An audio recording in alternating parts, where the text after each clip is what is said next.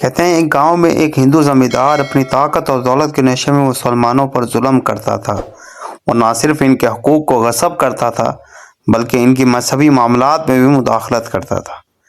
ایک دن اس نے ایک غریب مسلمان کا گھر زبردستی چھین لیا اور اسے گاؤں سے نکلنے پر مجبور کر دیا۔ وہ مسلمان بہت ہی بے بس تھا، لیکن اس نے اللہ تعالیٰ کی طرف رجوع کیا اور دعا کی، اے اللہ تو ہی میرا حامی و ناصر ہے، تو ظالم کے ظلم سے مجھے نجات دے، میرا حق مجھے واپس دلوا دے۔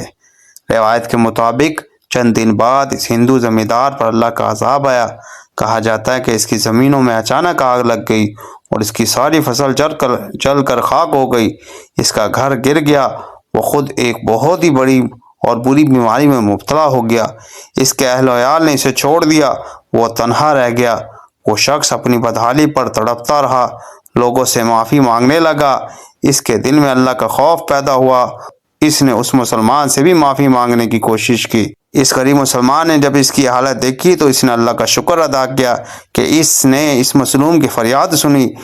اس مسلمان نے ہندو کو معاف کر دیا، لیکن اس شرط پر کہ وہ آئندہ کسی پر ظلم نہیں کرے گا اور دوسروں کے حقوق کو ادا کرے گا۔ جب بھی مظلوم اللہ کو پکارتا ہے، اللہ اس کی دعا ضرور سنتا ہے۔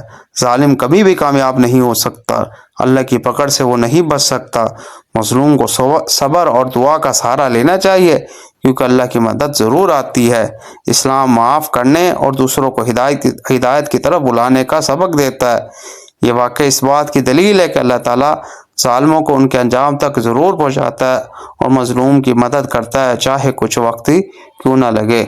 اللہ پاک ہمارا ایمان مضبوط فرما دے اور ہمیں اللہ سے ہر وقت رجوع کرنے والا بنا دے۔